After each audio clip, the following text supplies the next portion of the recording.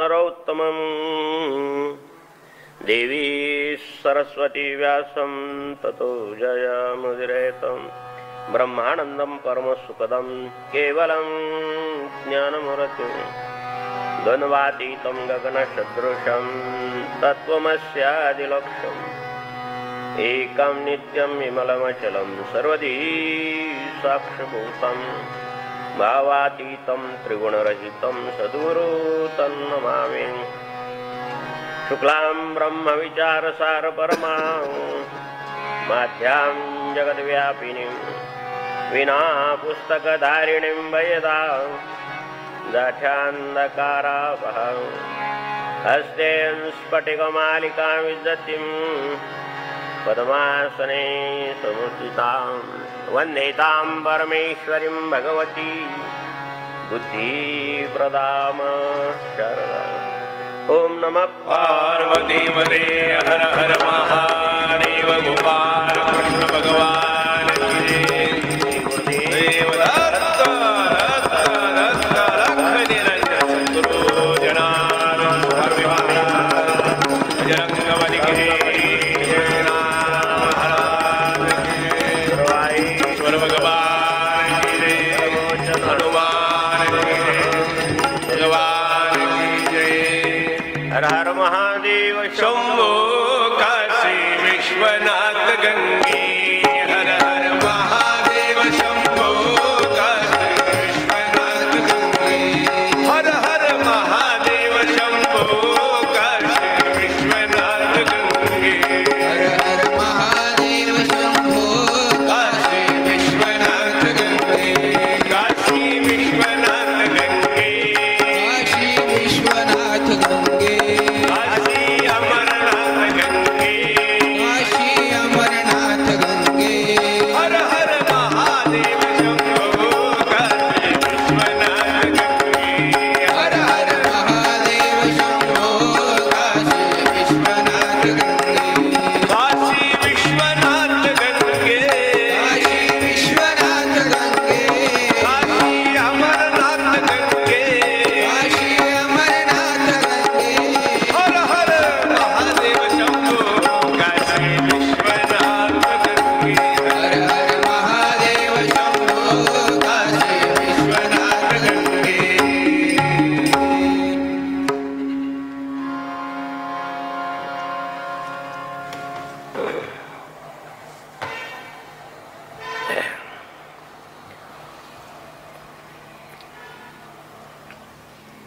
अनन्यः चिन्तयन्तो मां ये जनान् पर्युपासते तेषां नित्याभियुक्तानां योगक्षेमं वहाम्यहम्।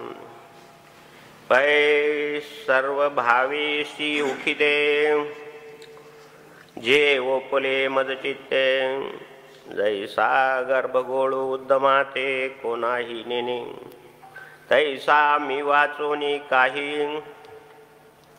अनेक गोमटेची नाही मजशी नामे पाही जिनिया ठेविले ऐसे अनन्य गतिगे चित्ते चिंतत साते माते जे उपासिती तयाचे मीच सेवी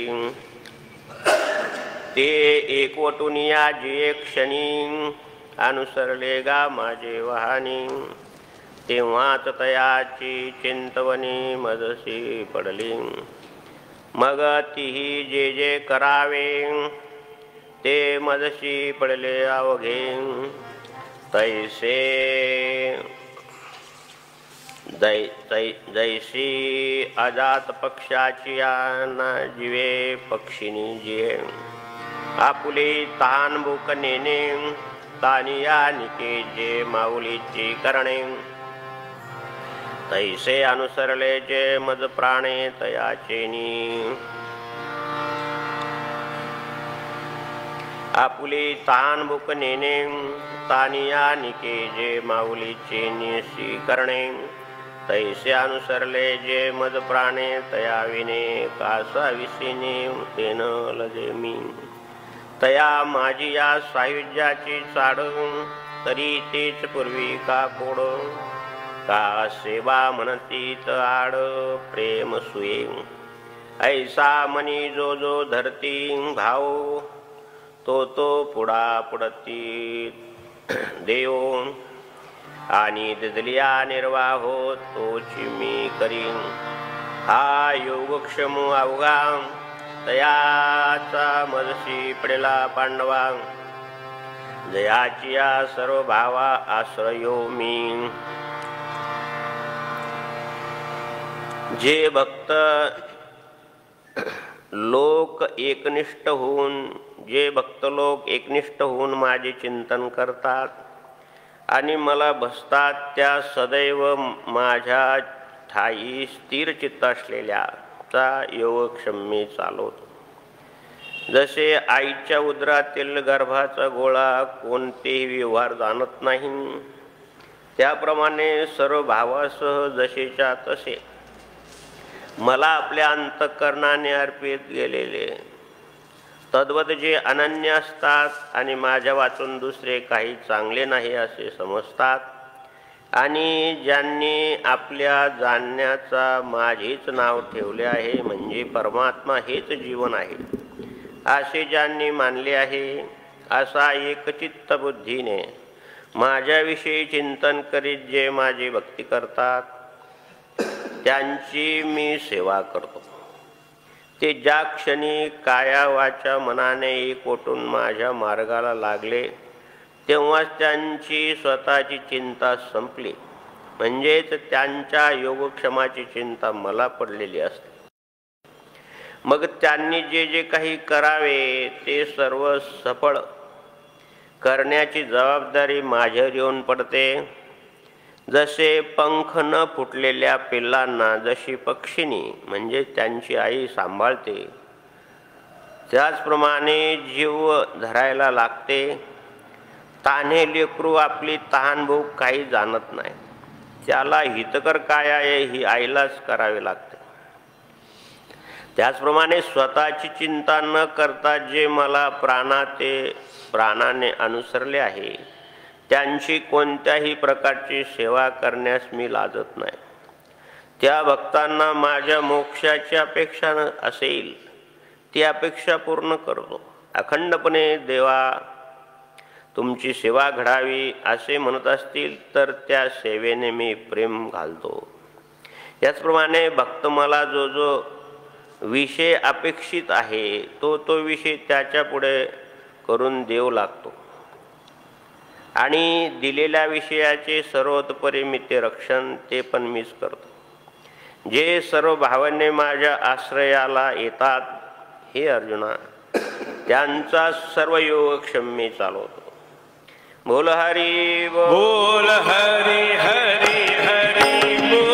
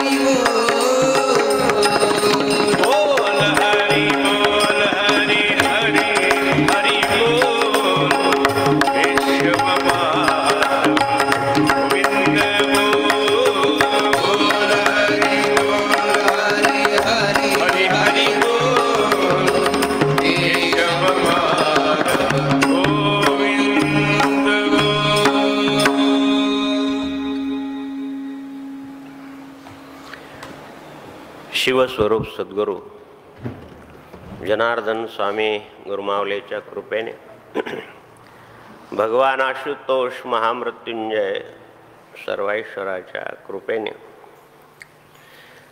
राष्ट्रसंत सद्गुरू जनार्दन स्वामींचा पुण्यस्मरण आपल्याला नेहमी व्हावं.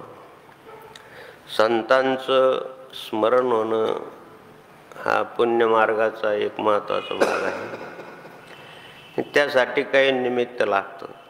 म्हणून जयंती उत्सव, पुण्यतिथी आणि अलीकडं प्रगट दिन वगैरे साजरे करून आपण त्यांचं चरित्र, त्यांचं गुणवर्णन, त्यांचं कार्य,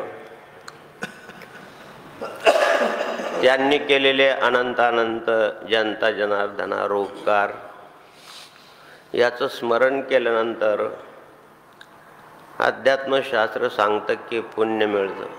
पुण्यवंत व्हावे घेता सज्जनांची नावे. आणि म्हणून सद्गुरू जनार्दन स्वामींचं पुण्यस्मरण संत मांदियाळीमधील 19व्या शतकामध्ये अनेक प्रकारचे संतांपैकी एक राष्ट्रसंत सद्गुरू जनार्दन स्वामी आहेत. त्यांचं आपल्याला नित्य स्मरण व्हावं. नित्य नाही झालं तर निदान त्यांच्या पुण्यतिथीच्या तिथीवर तरी स्मरण व्हावं. जसं सोमवार आला की आपल्याला भगवान सदाशिवाच्या पूजेचं किंवा स्मरणाचं ध्यान येतं. बुधवार असला की पांडुरंगाचं, आषाढी कार्तिकी एकादशी असलं तर आपल्याला पांडुरंगाचं स्मरण होतं. असं आपल्या संस्कृतीने, पंचांगशास्त्रानं या तिथी महत्त्वाच्या ठेवल्या आहेत. त्यापैकी द्वादशी तिथी म्हणा किंवा प्रदोष, या दिवशी सद्गुरू जनार्दन स्वामींचं महानिर्वाण झालेलं आहे. मार्गशीर्ष महिन्यामध्ये तारखेप्रमाणे 10 डिसेंबर काल बऱ्याच विज्ञानाच्या माध्यमातून बऱ्याच लोकांना आणि भजनाच्या माध्यमातून लोकांना समजलं की जनार्दन स्वामींचं महानिर्वाण 10 डिसेंबर 1989 रोजी झालं आहे. अशा प्रकारचं त्यांचं आपल्याला नित्य स्मरण व्हावं, कारण त्यांचे आपल्यावर अनंत उपकार आहेत. जर जीवाच्या उद्धारासाठी ही मंडळी चंदनासारखी झिजली. त्यापैकी एक जनार्दन स्वामी आहे आणि त्यांचं प्रदोषच्या निमित्तानं काहीतरी स्मरण व्हावं. संत मांदियाळीमध्ये त्यांचं स्मरण व्हावं, संत मांदियाळ्याचं स्मरण व्हावं. म्हणून हा सर्वीकडं बंदचं वातावरण असल्यानं सुद्धा अतिशय कमी श्रोत्यामध्ये आणि हा कार्यक्रम आपल्याला करावा लागतो. पण सद्गुरू जनार्दन स्वामींच्या कृपेने आणि अनन्य भावाने सेवा करणारी मंडळी जी आहे, विज्ञानाच्या माध्यमातून आपल्या घरापर्यंत आपलं काही कार्य करत असलो, आपण काम करत असलो संसाराचं, तिथंसुद्धा आपल्याला ऐकता येतं, पाहता येतं, अशी विज्ञानानं सोय केली आहे. आणि म्हणून ही जी मंडळी आहे, मग त्यामध्ये ठाकरे बंधू आहेत आणि अवनकर बंधू आहेत, सोपान भाऊ आहेत, समाधान भाऊ आहेत, संतोष भाऊ आहेत. ही मंडळी आपलं संसाराचं आणि जबाबदारी सांभाळून केवळ आणि केवळ सेवाभावाने हे कार्य करत आहेत. म्हणून अशा तुम्ही आम्ही सर्व मंडळींनी यांना वंदन केलं पाहिजे, नमस्कार केला पाहिजे. शिवाय आणखीन या सत्संगाला भजनाची विशेष साथ असेल तर आणखीन आम्हाला आनंद मिळतो. आणि म्हणून आनंदाचं एकमेव साधन संगीत आहे, आनंदाचं एकमेव साधन वाद्य वृंद आहे. आणि म्हणून यामध्ये सद्गुरू सेवापरायण हरिभक्तपरायण श्री शिवराम महाराज, श्री जनार्दन महाराज, श्री लक्ष्मण महाराज, श्री अजय महाराज, श्री नवनाथ महाराज ही मंडळी आणि सद्गुरू सेवापरायण श्री संतोषगिरी महाराजांना भजनामध्ये साथ देत आहेत. म्हणून त्यांना वंदन आहे, जय हरी आहे, नमस्कार आहे. आपल्या सर्व गुरुबंधूमध्ये कोणी भगवान असतील, संतोषगिरी महाराजांच्या ब्रह्मसन्यासी कोणी असतील, त्या सर्वांना आणि सर्वांना ओम नमो नारायण आहे. संगीतामध्ये सद्गुरू जनार्दन स्वामीचा कृपेचा प्रसाद भजनाच्या रसरूपानं संतोषगिरी महाराज वाटतायत. म्हणून भगवान संतोषगिरी महाराज आणि महाराज मंडळींना आमच्या दशनाम संन्यासी परंपरेप्रमाणे ओम नमो नारायण आहे. जय जनार्दन भक्तमंडळ, जय बाबाजी भक्तमंडळ. सर्वांना आणि सर्वांना वंदन आहे, नमस्कार आहे. जय जनार्दन आहे. आणि विशेष आणि साई लीला हे नवीन न्यूज चॅनल सुरू आहे. त्या माध्यमातून जवळपास 3-4 जिल्ह्यामध्ये त्याचं प्रक्षेपण होतं. बरीच मंडळी येतात, आम्ही तुमचं का कोण आहे माधवगिरी महाराज. काल एक जण आला म्हणजे माधवगिरी महाराज तुम्हीच का म्हणजे म्हातारे होते विचार दाम्पत्य आपल्या गार्डनमध्ये काम करणाऱ्याची आत्या पुण्याला राहते. तुम्हीच का माधवगिरी महाराज म्हणे हा. तुमचं प्रवचन आम्ही ऐकतो, बरं वाटतं. संतचरित्र चांगलं सांगितलं. दुसरं काही येतच नाही काका. त्यांना वंदन केला. म्हणून साई लीलाच्या माध्यमातून आणि हे प्रक्षेपण आपल्याला घरी बसल्या बसल्या आपल्याला जेव्हा वेळ असेल तेव्हा पाहता येतं अशी व्यवस्था आणि या विज्ञानाच्या माध्यमातून झाली आहे. ते विज्ञानाचे उपकारच मानले पाहिजे. आणि म्हणून सर्वांना वंदन करून अनंत कोटी ब्रह्मांड चक्रचालक भगवान श्रीकृष्ण परमात्मा श्री जनार्दन आपल्या प्रिय भक्त अर्जुनाला श्रीमद भगवद्गीतेचं गोड अमृत पाजत असताना आणि राजगुह्य योग नाम समजून सांगताना आणि 9व्या अध्यायामध्ये 22व्या श्लोकामध्ये आणि भगवान स्वतः मुखारविंदातून भक्ताचं वर्णन करते की भक्त कसा असतो. आणि तो म्हणजे त्याचं वर्णन हा श्लोक बहुतांशी सर्व लोकांना परिचित आहे. अनन्य चिंतयन्तो माम.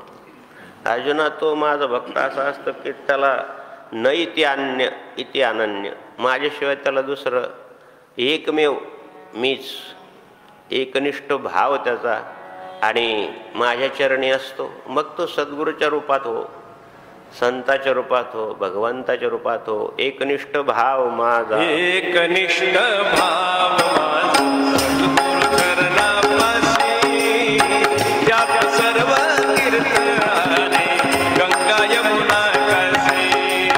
एकनिष्ठ भाव सद्गुरु चरणापाशी, त्यात सर्व तीर्थ आले गंगा यमुना.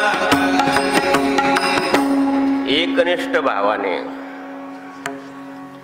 रामकृष्ण परमहंस सांगतात की जशी पतिव्रता स्त्री आपल्या पतीच्या व्यतिरिक्त जसं पाहत नाही, तसं व्यसनाधीन एखादा त्या व्यसनाच्या अधीन झालेला माणूस जर त्याचं ते व्यसनावर अतिशय प्रेम असतं, त्याला माहिती आहे की याच्यात आपलं घात आहे, याच्यात आपला प्राण जाणार आहे, हे चांगलं नाही, त्यालाही कळतं.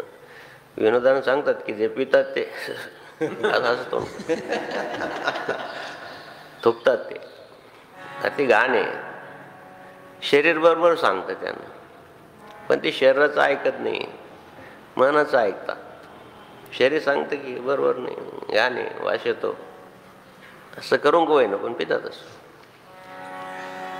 हे जसं त्याच्यावर प्रेम आहे. आता हे प्राकृतिक स्वरूपाचं झालं.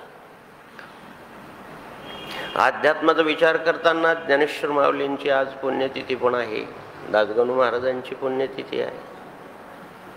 तसा हा महिना पवित्रच आहे. 7 डिसेंबर म्हणजेच डॉक्टर बाबासाहेब आंबेडकरांचं महापर्वणी, त्या दिवशी त्यांचं महानिर्वाण झालं.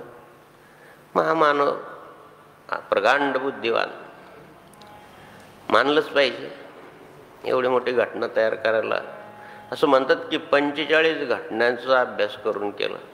काय अतिशय आणि प्रतिकूल परिस्थितीमध्ये, गरिबीमध्ये शिक्षण घेऊन एवढं वाचन करून, त्यावेळेस दुसरं साधन नव्हतं महाराज. पुस्तक ज्ञानार्जनाचं एकमेव साधन म्हणजे ग्रंथ म्हणा, पुस्तक म्हणा, आणि ते दुर्मिळ होते ना. 70 वर्षापूर्वी एवढं प्रगल्भ नव्हतं ना. प्रिंटिंग शास्त्र एवढं कुठं प्रगल्भ होतं, त्यासाठी किती साहस करावं लागलं. त्यांच्या बहिणीने स्वतःचं मंगळसूत्र ऐकून त्यांना पुस्तक घेऊन दिलं. वडील तर साधे कामगार होते. काय म्हणजे त्यांचा त्याग फार महत्त्वाचा आहे. आणि त्यात आपल्या देशामध्ये जसे डॉक्टर बाबासाहेब आंबेडकर आहे तसं परदेशामध्ये नेल्सन मंडेला, तसं इकडं आपण जाती वगैरे मानतो, खूप मानत होते त्यावेळेस. बाबासाहेबांच्या वेळेस सुद्धा म्हणजे 70-80 वर्षापूर्वीच भाग येतो. पण तिथं पण काळे गोऱ्याचा संबंध, काळे श्रेष्ठ नाही गोरे श्रेष्ठ आहे. आणि मग काळे म्हणजे कुली, आणि मग त्या लोकांना खूप अत्याचार, जनावरावर एवढे अत्याचार होणार नाही तेवढे त्या काळ्या लोकांवर अत्याचार व्हायचे.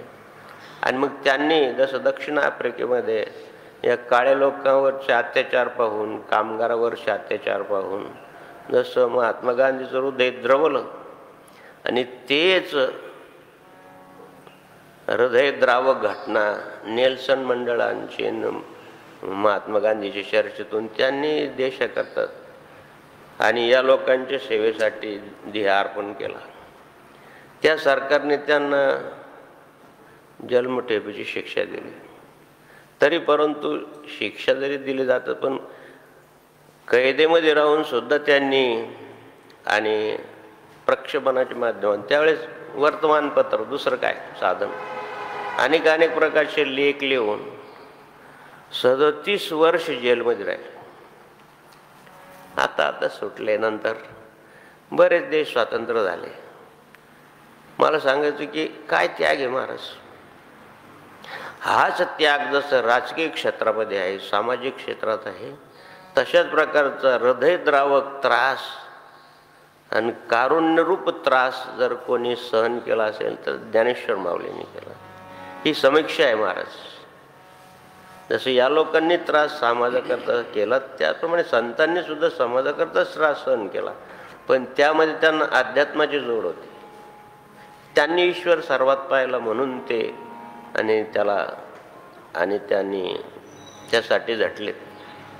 दोघांचे त्याग सारखाच आहे, दोघांची मागणी तीच आहे.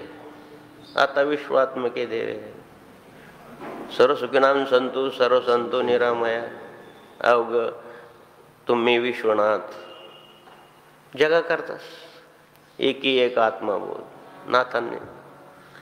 दोघांचं सारखंच आहे. म्हणजे सॅक्रिफाईस ग्रेट, म्हणजे त्यागयुक्त जीवनाचंच रहस्य आहे महाराज. त्यागयुक्त जीवनालाच आणि चकाकी साहित्याच्या भाषेमध्ये जेवढं तुम्ही त्याग कराल तेवढं तुमचं जीवन चकाकी. मग त्याग म्हणजे याच्यामध्ये विकाराचा सुद्धा त्याग आला. संतांनी अनेक प्रकारचे विकारात, ईर्ष्या, द्वेष, मत्सर, चकाकी आली. आरशावर धूळ आहे गोंदवलेकर महाराज, ती पुसून काढली तर तसं तो आपलं स्वरूप त्याच्यामध्ये स्पष्ट दिसतं.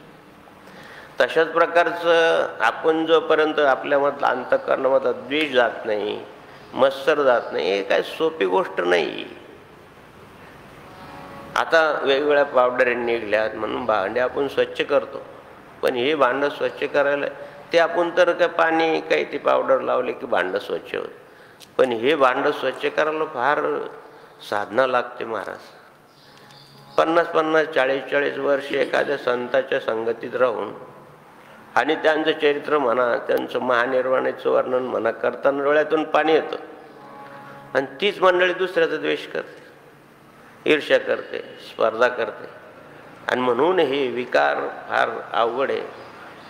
हे विकार भगवंताच्या अनन्य प्रेमानं जातात आणि तो भगवंत सर्वामध्ये आहे. हे ज्ञान नाही ज्ञानेन सदृशम पवित्रमिति ज्ञान अग्नी दग्ध कर्माना.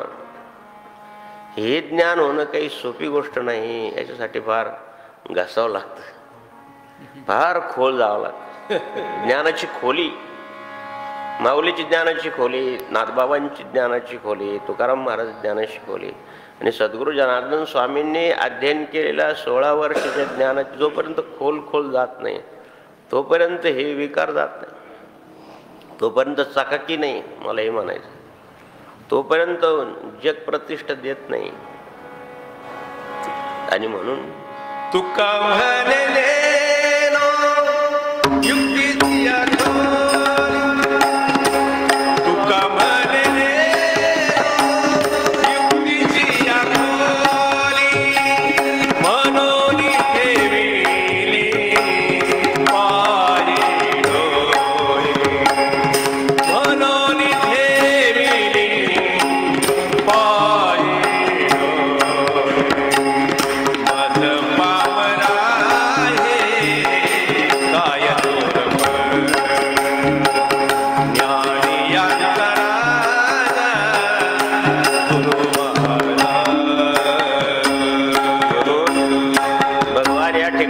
व्याख्या करताना अनन्य हे ज्याच्यामध्ये काही नाही, नैत्यान दुसरं नाही. अनिकनो हे माझ्या मना हो का पंडित शहाणा, नामरूपी जडले चित्त त्याचा दास मी अंकित.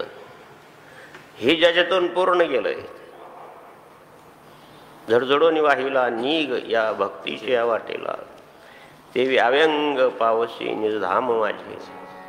हे जोपर्यंत झाडून टाकत नाही महाराज, जागा स्वच्छ आहे, किती प्रसन्नता वाटते.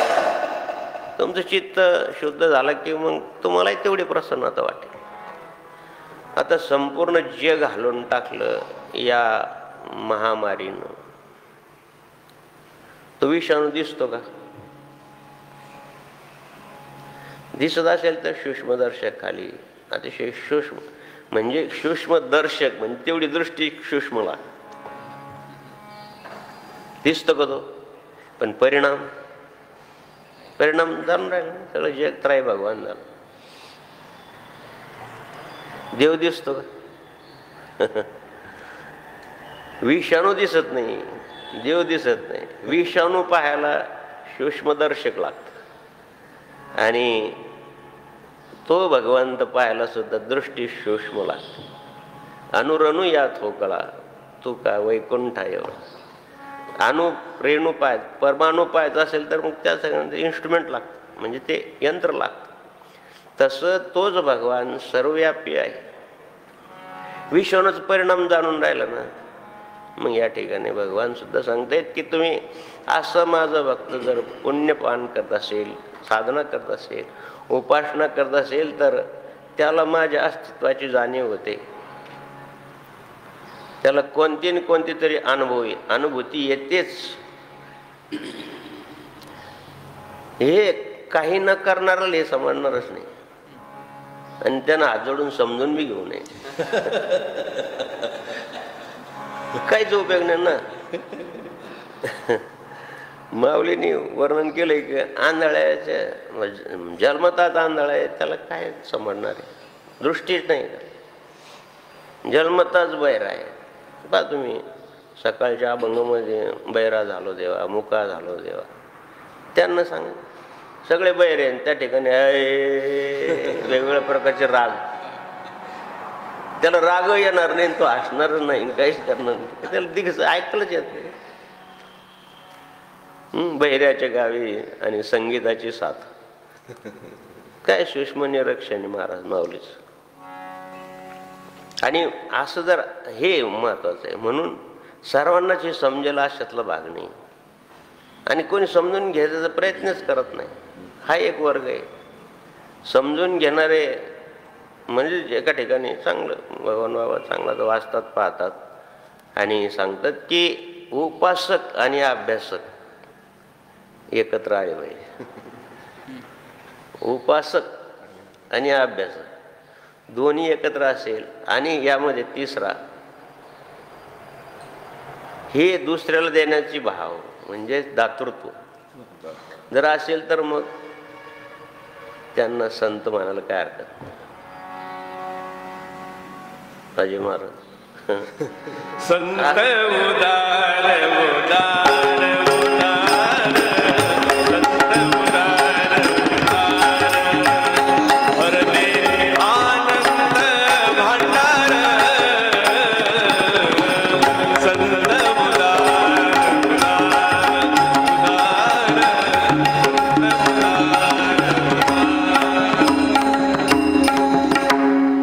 त्याचा अर्थ असा की अभ्यास पण पाहिजे, उपासना पण पाहिजे. पण अभ्यासाशिवाय उपासनेमध्ये स्थिरता येत नाही आणि उपासना वाढत गेल्यावर अभ्यासामध्ये रस येतो. हे चिंतन दोन वेळेस सांगितलं संतोजी महाराजांनी की अभ्यासक आणि उपासक पाहिजे.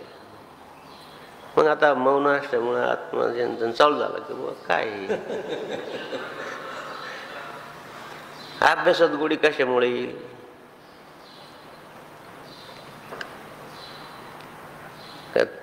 आता हा MPSCचा अभ्यास केला तर मी क्लास 1 होईल, क्लास 2 होईल, काय हे ध्येय आहे. म्हणजे ते आमिष ती गोडी संसारासाठी.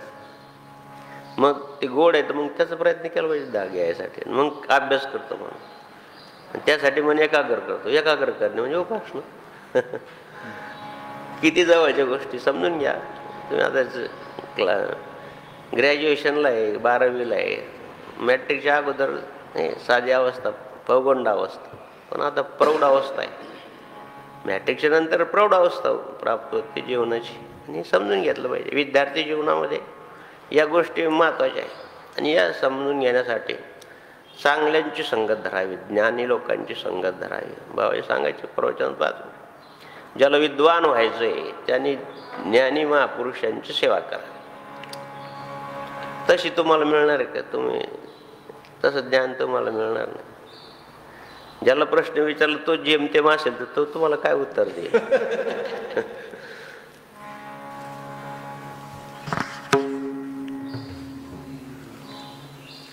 आता बाबा प्रजासत्ताक दिन कशाला म्हणतात? आता यांनाच माहित नाही, तो काय त्या मुलांना सांगायचं प्रजासत्ताक दिन म्हणजे काय? ते मुलांनी हट्टच धरला. मग त्यांनी त्यांच्या भाषेत सांगितलं की ज्या वेळेस तुझी मम्मी घरी नसते, मामाच्या गावाला गेलेली असते, त्यावेळेस जी सत्ता चालते ती प्रजासत्ता, ती माझी सत्ता. अशा प्रकारचं जर असेल जेमतेम तर तिथं उपयोग नाही.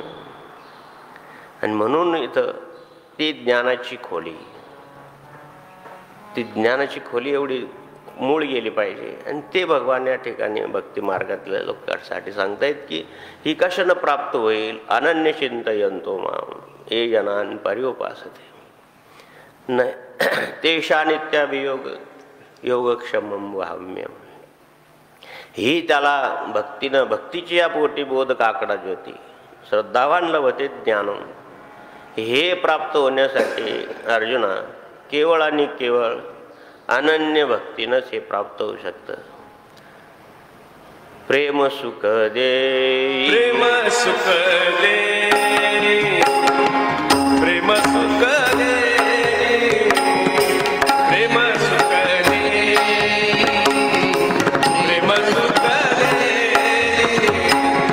प्रेम विरणाई समाधान, प्रेम विरणाई समाधान, प्रेम सुख दे, प्रेम सुख दे, प्रेम सुख दे, प्रेम सुख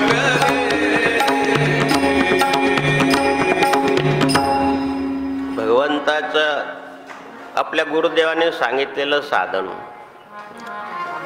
मंत्र, ध्यान, जप जे काय सांगितलं असेल ते मनापासून अनन्य प्रेमानं करणं. आणि त्यामध्ये आपलं श्रेष्ठ आहे हे आपल्यासाठी योग्य आहे, पण दुसऱ्याचं कनिष्ठ आहे हे आपल्यासाठी योग्य नाही.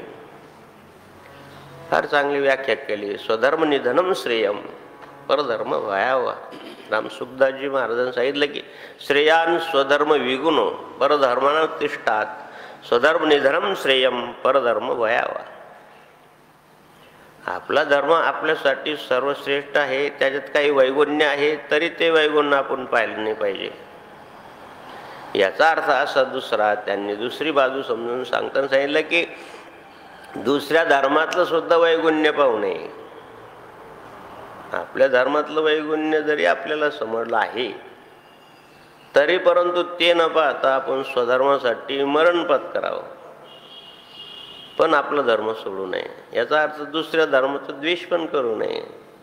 हे जे सम्यक विचार आहे महाराज, हे तर अवतारी पुरुषांनाच कळतात. मग ते महावीर भगवान असो, गौतम बुद्ध असो, कोणी असो, एखादा संत असो, त्यांनाच कळतं. हे सर्वांना नाही समजत. हे सोपं नाही. ते पण दररोज काही सोपंच सांगायचं का? पण भक्ती मार्गातलं आपण आहोत, आपण भगवंताचे भक्तात. जे गुरुमावलीने सांगितलं तेच आपला आचार विचार उपासना पाहिजे. मला हे म्हणायचं. याचा अर्थ दुसऱ्याचं कनिष्ठ असं समजू नका. पण होतं काय, मानवी स्वभावच असं आहे महाराज की येतच कुठं न कुठं. बरं हे तर का हा हे आपणच सर्वश्रेष्ठ आहे, आय एम इज ग्रेट, हे असं का अभिमान येतो? अहम ही सर्व यज्ञानां भोक्ता प्रभुरेवश, म्हणजे मी सर्व यज्ञाचा भोक्ता याचा अध्याय सांगितलं. आणि हा जो मी आहे तो अहंकार आहे आणि तोच आत्मरूपा नाही, तो इतके जवळ येतो. म्हणून अहंकार दोन भावाचा आहे, एक तर मीपणाचा अहंकार आणि एक तर मी भगवंताचा, हा पण अहंकारच आहे. म्हणून त्याच्या जवळ आहे एवढा, म्हणून हे विकार लवकर बाजूला होत नाही. परिस्थिती अवघड असते महाराज, आणि त्यामुळं माणसं त्राई भगवान होतात. ब्राह्मण कुटुंबात जन्म असून नांदेड भागातल्या दासगणू महाराज, दासगणू नाव नाही त्यांचं, पहिला पूर्वाश्रमीचं नाव वेगळं आहे. आणि मग पोट भरण्यासाठी कुठंतरी नोकरी म्हणून नोकरी झाली, पोलीसमध्ये नोकरी, ब्रिटिश रामराज्य त्यावेळेस पोलीसमध्ये नोकरी झाली. आणि या राहुरी भागामध्ये एक डाकू प्रसिद्ध झाला. हे पूर्वीचे कसे असायचे, हे लोक मोठमोठ्या लोकांकडून चोरी वगैरे करायचे, ऐवज विकायचे आणि ते गोरगरिबांना त्याची मदत करायचे. त्यांच्या समाजातला असो कोणता असो, गोरगरिबा म्हणजे ते गोरगरीब लोक मग ज्यानं सहाय्य केलं त्याला सहाय्य कर, एकमेका सहाय्य करू. ह्या पाटलानं कापूस शिकला, यांना एवढे पैसे आले, कोण सांग? मला काल परवा एक गुरुबंधून सांगितलं की मी आता 3000 चंदनाची झाडं लावली. अहो म्हणलं ते का कमाल झाली तुमची, एवढे झाडं लावलं तर चंदनाचं झाडं, तर स्वतः कलेक्टरच्या बंगल्यातून चंदनाचं झाड चोरून नेलं. वाचला असेल तुम्ही पेपर, पोलीस अधिकाऱ्याच्या बंगल्यातून चंदनाचं झाड चोरून नेलं. म्हणलं हे काय भानगड, तुम्हाला सांगायला लागलं. 3000 चंदनाचे झाड लावले, हे पूर्ण 10 वर्ष त्याला 3 करोड रुपये खर्च येणार आहे आणि 10 वर्षानंतर त्याचे जवळपास 22-23 करोड रुपये मिळतील. मग आता ते भांडवली शेती येते, काही आता सामान्य शेतकऱ्याचं काम नाही, तो शिकलेला माणूस इंजिनियर आहे. त्यानं सांगितलं की म्हणजे एवढा खर्च करायचा म्हणून बाबा ते चंदनाच्या झाडाचं, म्हणजे मग हे तस्करी करतात, हे चोरी करतात, हा काय भाग आहे? तर म्हणे चंदनाचं झाड एखाद्याच्या शेतात आहे, मला ते कोण सांगतं? एक तर शहरामध्ये असणारे कागद वगैरे गोळा करणारे लोक असतात, हे सांगतात की याही चंदनाचं झाड आहे. हे त्या लोकांना जाऊन सांगतात, जे चोरी करणार आहेत त्यांना जाऊन सांगतात, त्याचे 500 रुपये त्यांना देऊन टाकतात. मग ते चोर काय करतात, ते रात्री काही आवाज न करता ते चंदनाचं झाड तोडतात. त्याचा जो गाभ आहे तेवढाच नेतात, बाकी सगळंच घेऊन देतात, तेवढा भाग घेऊन जातात. आणि ठरलेलं आहे इथून तिथपर्यंत घेऊन जायचं, एवढे पैसे, तिथून पुढे एवढे घेऊन जायचे, तेवढे पैसे, आणि कारखान्यापर्यंत अशी लिंक आहे म्हणे. मग तुम्ही एवढं सुरू केलं, याला काय म्हणे, त्याचं विमा आहे, त्याला गार्ड ठेवले, आता एवढा खर्च करावाच लागणार, तेव्हा कुठं 22 करोड रुपये मिळते ना 10 वर्षानंतर. जसं म्हणून हे दरोडेखोर लोक हे गोरगरिबाला मदत करायचे. आमच्या लहानपणी एक प्रसिद्ध डाकू होता तिकडं औरंगाबाद जिल्ह्यामध्ये, लाल्या मांग म्हणून. साधा माणूस पण त्राय भगवान पोलिसाला हातीस लागत नसे, आणि तो स्पष्ट सांगायचा, साहेब ही चोरी मी नाही केली, जी केली ते मी स्पष्ट सांगतो. पोलीस पाटात तिकडे चोरी झाली, त्याला धरून आणलं. लहान होतो मी, 2री 3री 4थीला असेल. तर ते पोलीस लोक आदर करायचे, या लाला हो, या बसा, ही चोरी तुम्ही केली का? म्हणे नाही. काही चहा पाणी घेणार? कुठंतरी गेला, एक बाईकून ग्लास घेतला, ते भांडं घेतलं, गेलं दूध आणलं त्यानं, दुकानात गेलं त्यानं खारीक आणली. लहानपणी आठवत थोडं. आणि ते चुलीवर दूध गरम करायला लागलं. आता चुलीत धूर होता, पैशाचे पुतळे काढे, नोटा चुलीत टाकल्या, फुकलं, जाळ झाला. ते दूध पिला. पोलीस लावून राहिले, मग लाले भाऊ तुला एकच काय साधन काय? म्हणजे साधन काही नाही साहेब, तुम्ही सरकारची नोकरी करता, तुम्हाला सरकार पगार देतं, मी पण देवाची नोकरी करतो, पण मी पगार वाटतो, घेत नाही. मी पगार वाटतो म्हणजे पगार घेतो म्हणजे चोरी करतो, आणि ती वाटतो म्हणजे गोरगरिबाला वाटतो, मग समाजाच्या मंडळीला, तो लग्न कार्यालयाला त्याला मदत करायचा. तसा तो डाकू या राहुरी भागातला. आणि मग पूर्वी काय असायचं ते आता 100 जसं CID तसं गुप्तचर खातं CID मध्ये. पोलीसमध्ये नोकरी लागली आणि ते म्हणे तुम्ही CIDचं काम करा, आणि म्हणून तिथं CIDचं काम करत होता. हा जो डाकू होता तो दररोज तिथं गणपतीचं मंदिर आहे, निदान चतुर्थीला तर तिथं दर्शनाला यायचंच. आणि मग सापळा रचून मातरली तर तेव्हा काही एवढं प्रगत नव्हतं हे. आणि मग ती गणपतीची पुजारी म्हणून त्या पाटलाकडे गेला त्या गावातल्या, म्हणे हे पोलीस खात्यात होते, म्हणजे मला ती नोकरी द्या, मी ब्राह्मण आहे, गणपतीची पूजा करतो, मला अथर्व शीर्ष येतं, मला हे येतं ते येतं, काही कोय ना डुप्लिकेट कोय ना, पण आता गणपतीची पूजा करून त्याला धरून द्यायचं ना. तो एक प्रत्यक्ष तो किंवा अर्थाशी गणपती गणपती गणपती गणपती गणपती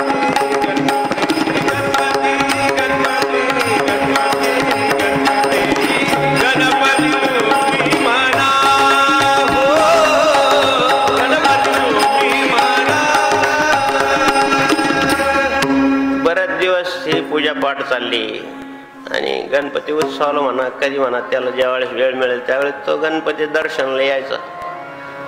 पण तो पण हुशारच होता, त्यांना पण भगवान गणपती सायच असला पाहिजे. नवीन पुजारी दिसतो खालीवर पाहिला त्या वाटत तर नाही पुजारी, पण आता पुजारी कसं त्यांची फेस रिडिंग असते महाराज. सायकोलॉजीमध्ये फेस रिडिंग एक भाग आहे. पोलीस खात्यामध्ये शिकायचं. तुमचं आता आर्टला जरी असेल तुम्हाला पोलीस खात्यात जायचं असेल तर सायकोलॉजी असेल तुमचं मानसशास्त्र, तर तुम्हाला लवकर प्राधान्य दिलं जातं. आणि स्पेशल असेल तर मग काही प्रश्नच नाही MPSC मध्ये. आणि फेस रिडिंग ते ओळखतात की ज्यार त्या घाबरला त्यार ते डाकून पाहिलं ते खालीवर तर घाबरले. सांगितलं खरंच पूजा पाठ येतो का? आता मरणाचं काम आहे ना मला, ते लोक काय क्षमा करणार आहे? हो मनापासून करतो, असं करतो. चाकू काढला, खरंच मनापासून करतो कधी? आणि हा साहेब मग घाबरलं का? घाम का आला का अंगाला? नाही म्हणे खरंच मनापासून करतो. आणि मग त्या गणपतीला प्रार्थना केली म्हणून की बाबा इतके दिवस कोणी सेवा केली नाही, जरी मनापासून केली तरी मनापासून केली असं मान, आणि या संकटातून सोड.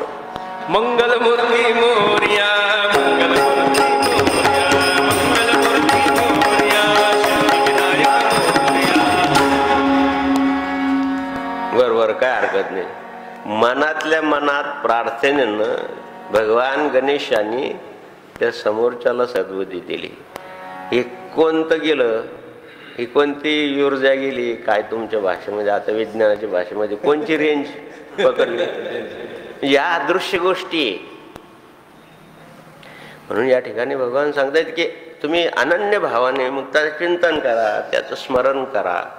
ही जी शक्ती प्राप्त होते ती अशी आगटीत आहे. हा विषाणू दिसत नाही, पण परिणाम ईश्वर जरी दिसत नसला तरी मात्र त्याचा परिणाम, भक्तीचा परिणाम हे असं आहे. भक्तीच्या पोटी बोध काकडा जी होती समोरच्याला, ठीक आहे. आणि मग त्यांनी विचार केला की नुसतं नाटक केलं भक्तीचं, तर त्या भगवान गणेशाने मला सोडलं मृत्यूच्या दाढेतून. मग ही जर मी मनापासून केली तर त्यांचं नाव बदलूनच टाकलं त्यांनी, माझं नाव दासगणू, त्यांची पुण्यतिथी. मग त्यांनी साईबाबांचं चरित्र लिहिलं, गजानन महाराजांचं चरित्र लिहिलं, स्वामी समर्थांचं चरित्र लिहिलं. आणि कशामुळं की पहिल्यांदा स्वार्थबुद्धीनंच माणसं ईश्वराकडे जातात, मग त्याला अर्थ म्हणतात, अर्थार्थी म्हणतात. क्रांतिकारामध्ये एक नाना पाटील म्हणून होते. खूप त्रास द्यायचे इंग्रज अधिकारी शेतकऱ्यांना, शेतसारा वसूल करताना काय करतात. मग तो ब्रिटिश अधिकारी पाहिला की त्याला घेऊन धरायचं, जंगलात घेऊन जायचं आणि त्याच्या पायामध्ये पत्री ठोकून द्यायचं. घोड्याच्या पायाला पत्री ठोकतात ना, बैला ठोकतात. आता नाही राहिलं, पण तुम्हाला माहिती असेल तो इंग्रज अधिकाऱ्याच्या पायाला पत्री ठोकून द्या. भगवान त्राय भगवान झालं इंग्रज. काय कोण आहे हा माणूस, मारत नाही काही नाही, पण पत्र ठोकून. मग त्यांचं नाव पत्री सरकार. असं चौकडून वन उठला मारत तेव्हा स्वातंत्र्य प्राप्त झालं. कधी एखाद्या बळवंत हे जे लोक आहेत, महात्मा गांधी तर प्रमुख आहेच पाहिजे, पण हे क्रांतिकारक त्याला सहाय्य झाले. तर मग चौकडच वानवा उठला तर मग जावं लागलं त्यांना. चले जाव, क्विक इंडिया. मला हे म्हणायचं आहे की ह्या मंडळीला आणि हे जे ईर्ष्या द्वेष हे स्वातंत्र्यासाठी किती झटले मंडळी, की जे त्रास देतात त्यांना द्वेष केलाच पाहिजे, त्यांना मारलंच पाहिजे. हा एक विचार आहे, प्रतिकाराचा हा एक विचार आहे. जसं आपण विकाराचा प्रतिकार करण्यासाठी भक्त भगवंताला आळवितो, तशाच प्रकारचे या विकार यांना शासन केलंच पाहिजे. हा क्षात्र धर्म आहे. म्हणून अशा प्रकारचं. आणि पुण्यतिथी त्यांची आहे. संताजी महाराज जगनाडे तुकाराम महाराजांचे शिष्य, त्यांची पण पुण्यतिथी काल परवा होऊन गेली. त्यांचं चरित्र थोडं दुर्मिळ आहे, थोडं चरित्र आहे. चाकण म्हणून गाव आहे राजगुरुनगर जवळ, म्हणजे पुणे जिल्ह्यामध्ये. चाकणची गडी आहे, चाकणचा किल्ला आहे, आणि तिथं तेली समाजामध्ये त्यांचा जन्म आहे. लहानपणापासून घरामध्ये तिसऱ्या पिढीमध्ये उगताना, म्हणून ते फार महत्वाचं आहे. विठोबा नावाचे त्यांचे पूर्वज 3-4 पिढ्याचे भगवत भक्तीमध्ये घराणं होतं. त्यांची पत्नी मथाबाई, नवस सायस यांचे फळ म्हणून त्यांना पुत्ररत्न झाले. त्यांचं नाव संताजी ठेवलं. आजोबा भिवा महाराज, भिवा शेठ, हे त्यांनाही परम आनंद झाला. आणि तळेगाव म्हणून त्यांचं वतनाचं गाव. मूळ पुरुष त्यांच्या घराण्यातला पांडुरंग. त्यांना नारायण आणि महादू असे 2 पुत्र. महादू यास 2 पुत्र आणि 3 नातू. नारायणाचा पुत्र भिवा व त्याचा नातू विठोबा. विठोबाची आई गिरजाबाई आणि विठोबाचा पुत्र संताजी. संताजीची आई ही सुबंदूर येथील काळे घराण्यातील नथुबाई. संताजीचा पुत्र बाळोबा आणि कन्या भागूबाई म्हणजेच भागीरथी. भागूने सुद्धा काव्य केलं. भागूबाई आणि बाळोजी हे सुद्धा तुकाराम महाराजांचे अभंग रचनेमध्ये कीर्तन जायचे, तर ते अभंग ध्यानात ठेवायचे. आता काही सगळ्याच गोष्टी ध्यानात राहतात. मग यांना विचारलं, अजय महाराज ध्यानात काय सांगितलं बाबा, ते माझं काही ध्यान नव्हतं. असं मिळून या तिघांनी मिळून गाता तयारी. म्हणजे 4थी पिढीनं महाराज भगवत भक्ती पांडुरंगापासून तर बाळाजी किंवा भागीरथीपर्यंत संताजी महाराजपर्यंत 3री पिढी नाही. बाबा असं बोलले बरं का, तुम्ही लिहिलं ना अभंग, स्वतःच हस्ताक्षर आहे महाराज.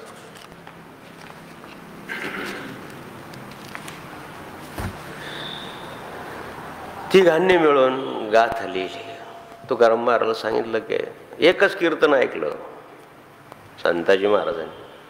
घरामध्ये भगवत भक्ती असताना कल्पना काजळी कल्पिली कवळीन कैशनी जवळे हरिबोली. काजळी आली, झाडून टाकली, किती वेळ लागतो आणि प्रकाश किती चांगला मिळतो.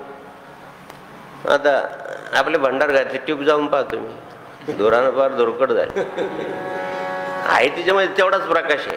पण जोपर्यंत तिथे जळमट काढले जात नाही तोपर्यंत त्या आपल्याला स्वच्छ दिसणार नाही ना. ती स्वच्छ नाही का, प्रकाश स्वच्छच आहे, तिच्यावर धूळ आलेली आहे. ती किती वेळा का किती वेळ लागेल काढायला. तशी दिवेवरची काजळी काढली. उन्हाळ्याचे दिवस, परीक्षेचे दिवस आणि ज्वारी सोंगायचे दिवस आणि अभ्यासाला खळ्यावर ज्वारी आणून टाकली, खोडून ठेवली. मदन म्हणतात मराठवाड्यामध्ये.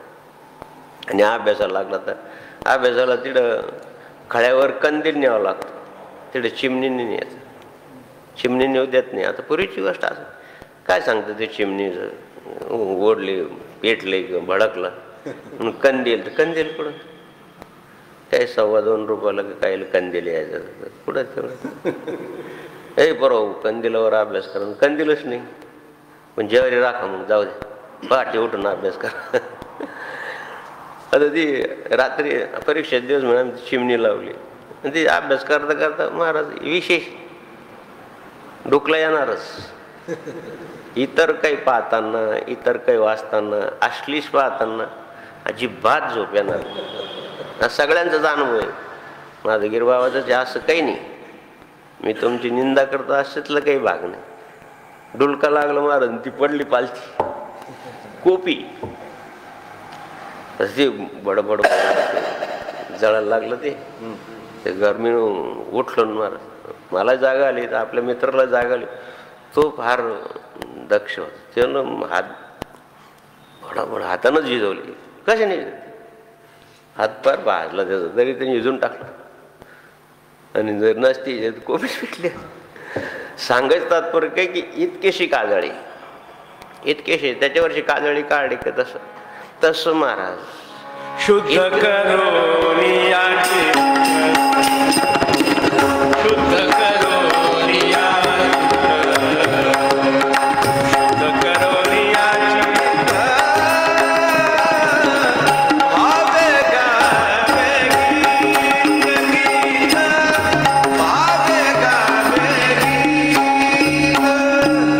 एकच कीर्तन ऐकलं तर भगवान त्याचं गुणवर्णन, भगवंताची भक्ती, मुळातच काजळी झाडली गेली महाराज.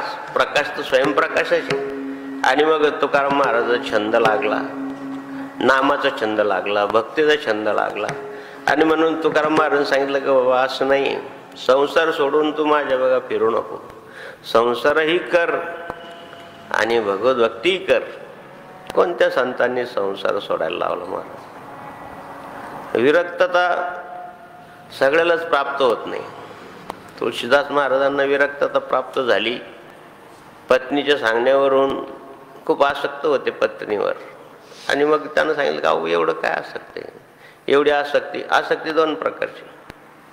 विषयासक्ती ही वासना आहे आणि भगवंताकडे ती आसक्ती वळणं हे प्रेम आहे. प्रेम आणि आसक्तीमध्ये हा फरक आहे. दोन प्रकारची आसक्ती, प्रेम आणि वासना. स्वार्थ भावनेने आपण आपल्या पत्नीशी व्यवहार करतो तो प्रेम नाही, ती वासना आहे. तीच आपण आपल्या आईवर प्रेम करतो, ती वासना नाही, ते प्रेम आहे. हे समजून घ्या. वासना आणि प्रेम सारखंच आहे दिसायला. तुम्ही अनन्य प्रेम करतात. पत्नी जर सुंदर असेल, नसेल सुंदर तरी म्हणतो ओ यू आर व्हेरी ग्रेट, तू स्वप्न सुंदरीच, भले ती अंधारात नका कधी दिसना. पण माझ्या आता पतीसाठी ती स्वप्न सुंदरीच असली पाहिजे महाराज. जसं तिच्यासाठी पती सुंदर आहे, तुमच्यासारखं सुंदर कोणीच नाही. तुळशीदास महाराज अहो माझ्या सुंदरतेवर प्रेम करण्यापेक्षा तो प्रभू माझ्यापेक्षा काही पट सुंदर आहे. मदनाचा पुतळा आहे तो.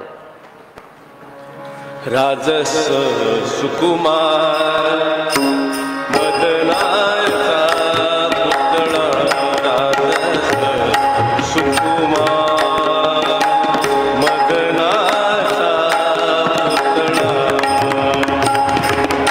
रवी शशिकळा गोपनिया, रवी शशिकळा गोपनिया, राजस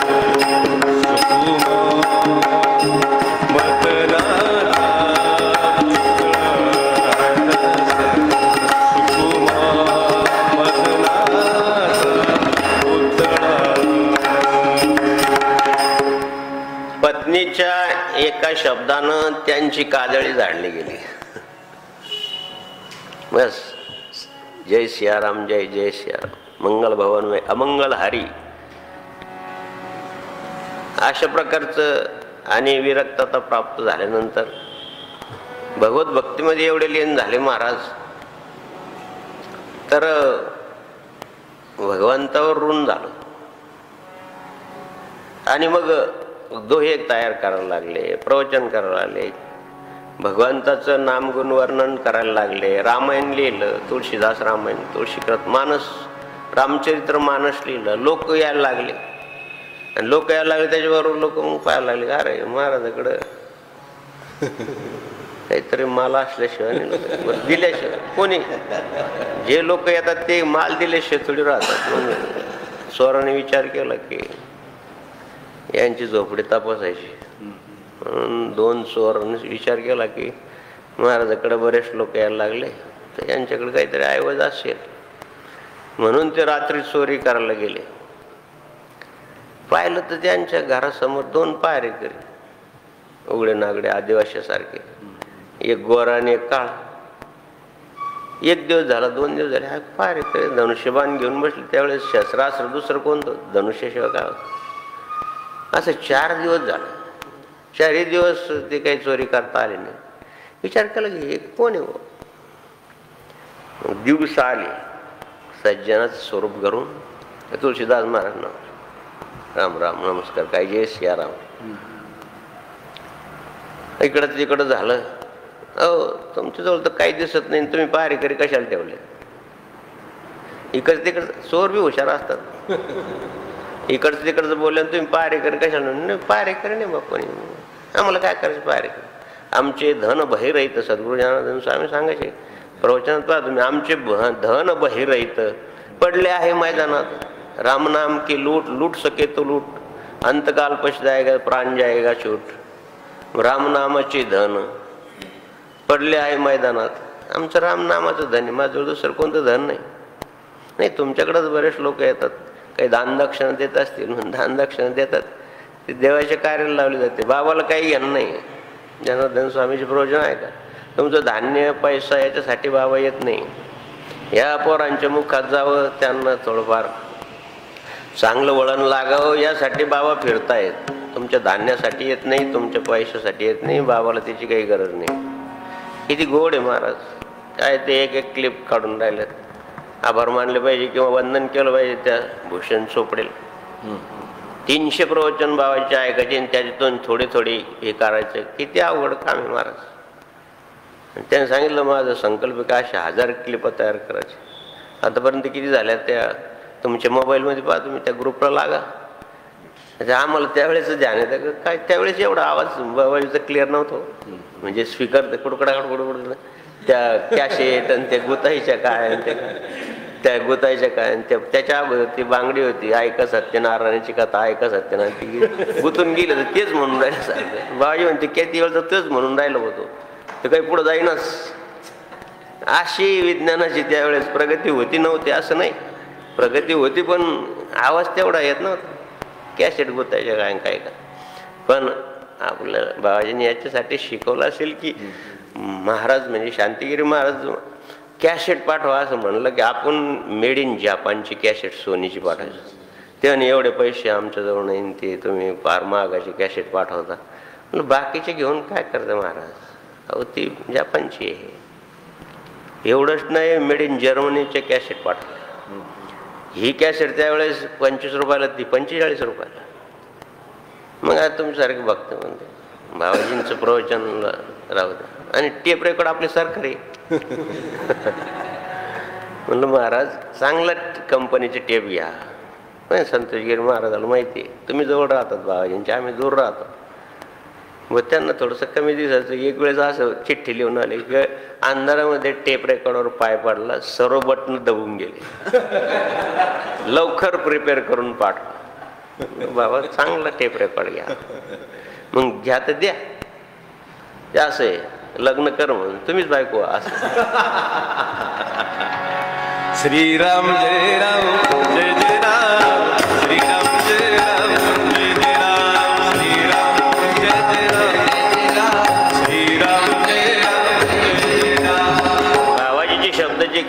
ते केवळ आणि केवळ त्यांना बी माहिती आहे, त्यांना बी स्मरण झालं असेल की आपण ज्या कॅसेट पाहिजे मेड इन सोनीच्याच पडायचो, मेड इन जपान, त्या टिकतात तरी त्या दुसरं ठिकाण दुसरं चांगलंच वापरलं पाहिजे ना. तुम्ही पैरदार कशाला ठेवले? म्हणजे नाही बाबा पैरदार. मग 4 दिवसापासून आम्ही खरं सांगतो तुळशीदास महाराज, आम्ही तुमच्याकडे चोरी करायला आलो 4 दिवस. 4 दिवस तुमच्या ते आदिवासी लोकांसारखे ते धनुष्यबाण घेऊन 2 जण पायरे करत. तुळशीदास महाराजांनी सांगितलं की उद्या पण चोरी करायला या, पण मी तुमच्या बरोबर राहील, मी घर उघडं ठेवील, तुमच्या बरोबर राहील. 5व्या दिवशी चोरी करायला ते पायरे करे. तुळशीदास महाराजांनी साष्टांग लोटांगण घातलं. महाराज श्रीराम जय राम, जय राम जय जय राम, श्रीराम जय राम जय जय राम, श्रीराम जय राम जय जय राम, श्रीराम जय राम जय जय राम. त्या चोराचे पण पाय पडले. तुमच्यामुळं मारा बाबा दुसरे तिसरे कोणी नाही. हे बा राम लक्ष्मण आहे. देवा माझ्या शूद्राकरता एवढं रात्रभर जागरण. तुळशीदास महाराज तुमचं ऋण आहे. काय ऋण केलं मी तुमचं? मी भजनाचं ऋण आहे तुमचं. तुम्ही भक्ती केली, अनन्य भावाने भक्ती केलं, त्याचं योगक्षम चालवायची माझं ब्रीद आहे. परित्राणामी साधूनाम विनाशाय दुष्कृताम धर्मसंस्थापनार्थाय मी संभवामी युगे युगे. साधूंचं रक्षण करण्यासाठी, धर्माचं प्रतिपालन करण्यासाठी, धर्माची पुनःस्थापना करण्यासाठी, या 3 उद्देशानं मी भूतालावर आलो आहे. मानवी शरीरासाठी धारण केलं, म्हणून मी तुमचं संरक्षण करतो. काय आनंद झाला असेल महाराज. म्हणून सांगायचं की अनन्य चिंतयंतो मा. बरं काय असतं, जिथं ज्ञान असतं महाराज तिथं परिस्थिती म्हणजे लक्ष्मी माता थोडीशी कमी ध्यान द्यायचं. जगन्नाथ पंडित नावाचे ज्यांनी महाभारतावर टीका केली, जगन्नाथ पंडित म्हणून येते ते महाभारतावर टीका केली. भीष्म पर्वामध्ये आणि श्रीमद भगवद्गीतेचा हे श्लोक आला निरूपण करण्यासाठी. जसं रामसुखदासजी महाराजांनी साधक संजीवनी म्हणा, वेगवेगळ्या प्रकारची माऊलींनी ज्ञानेश्वरी लिहिली, गीतेवर भाष्य आहे. तसं महाभारतावर भाष्य लिहिणारे जगन्नाथ पंडित पण मोलाची गरिबी घरामध्ये. याच्याकडं ध्यान भगवत भक्तीकडं तर हे कुठं खायप्याकडं कुठं ध्यान. 2-2 दिवस उपास. पंडित असल्यामुळं कोणी एकादशी, आज एकादशी आहे, आज पौर्णिमा आहे असं सांगून गावात त्याला भिक्षा म्हणतात किंवा जाऊन सांगतात ब्राह्मण. पूर्वी असायचे. आणि मग लोक थोडं थोडं धान्य म्हणा काही द्यायचे. आता दुष्काळच पडला तर लोक धान्य द्यायला तयार नाही कोणी. एकादशी आजची, उद्या पौर्णिमा आहे, परदेशी ग्रहण आहे, हे सांगायचे लोक द्यायचे. 2-3 दिवस काही मिळालं दुष्काळामुळं. आणि हे झाले त्राई भगवान झाले. आणि हा श्लोक निरूपणाला आला, योगक्षम वाम्यम. जर तू योगक्षम अप्राप्तीची प्राप्ती करून देतो, प्राप्त्याचं रक्षण करतो, मला नाही वाटत म्हणे खरं आहे. माझं कुठं योगक्षम चालत, म्हणजे हे चुकीचं आहे. योगक्षम ददामी, तूच दिला, या प्राप्तीत तूच दिलं, प्राप्तीचं रक्षण करत नाही. ददाम देत नाही. अर्थ ज्यानं पोटात काही नसेल, भूक लागली असेल तर वेगळा मार्ग सुचतो माणसं. शरीर प्रॉपर अन्नमय कोश, अन्न नका मिळवून दे तुम्ही. अन्न मिळण्यासाठी पशुपक्षी किती धडपड करतात, जीवांत आतंक करतात महाराज. एखादा चित्ता जर एखाद्या हरणाच्या मागं लागलं तर बघा तुम्ही किती जीव तोडून पळते. बरं ते वैशिष्ट्य असं आहे की हरिण लवकर थकतं आणि तो लवकर थकत नाही. हरिण थकलं की पडून जातं आणि तो तिचा गळा धरतो. ज्याच्या भक्ष्य करतात तो भक्ष्य करता पळतो आणि ती स्वरक्षण करता पळतो. जीवजीवश्य भक्ष्यते का तुम्ही, हा सिद्धांत आहे. आणि मग पोटातच काही नाही तर भगवंतच हे चुकीचं आहे. गेले भिक्षा मागायला, काहीतरी द्या. 2 दिवस झाले, एकादशी सांग, कोणी काही दिलं नाही. एक लहान मुलगा आला, त्यानं सगळं शिदा घेऊन आणि घरी गेला. हे फिरून राहिले गावात आणि तो शिदा घेऊन गेला. तर हे बघा म्हणे तुमच्या त्यांनी शिदा त्यांना दिला, तुमच्याकडे पोच कर. पत्नीनं सांगितलं ठीक आहे. ते येईपर्यंत तिने चांगल्या प्रकारचा स्वयंपाक केला. म्हणजे कर बाबा तुला असं तुझं गाल का बरं असं लाल झाला. म्हणे मला हे वजन उचलं ना, मग तुमच्या मालकाने मला मुसकडीत मारली, तोंडात मारली, म्हणून थोडं गाल सोडलं. अरे एवढं काम करतो तू, एवढं घरी आणून द्यायचं काम तुला सांगितलं, उलट मारलं. त्या माऊलीला दया आली तिनं, त्याच्यावर कानून हात फिरला. जाऊ दे त्यांचं राग नका जाऊ, हे घ्या येतो मी. तिथे जगन्नाथ पंडित आले, त्याला भिक्षाच मिळाली नाही. तर एवढं मोठं गाठोडाने एवढं चांगलं स्वयंपाक कसं केला. आणि काही नाही, एक लहान मुलगा आला, त्याच्याजवळ तुम्ही सामान दिलं आणि एवढं सामान त्यानं वाहून आणलं तरी त्याचं काही चुकलं असेल, काही जण तुमचं ऐकलं नसेल, त्याच्या मुस्कडात मारले तुम्ही, लाल तोंड झालं त्याचं. जगन्नाथ पंडितने विचार केला की मी काही कोणाजवळ सामान दिलं नाही, काही नाही, लहान मुलगा कोण हे मारलं म्हणतो, तुम्ही कोणाला मारलं पण नाही. मग ते पंडित होते महाराज, पंडितम समदर्शन. अरे रात्री आपण निरूपण सांगितलं की योगक्षम वाहम, तोच होता तो. योगक्षम चालवणारच होता, पण माझ्या मनात विकल्प आला की 4 दिवस उपास आहे, मग योगक्षम चालवत होतं का चालत नाही, तोच आला. आणि मी दधामले वहाम्यमच्या ऐवजी दधाम्य म्हणलं ना, तीच मुस्कळात मारल्यासारखं आहे. आणि म्हणून जगन्नाथ पंडित खोडून टाकली.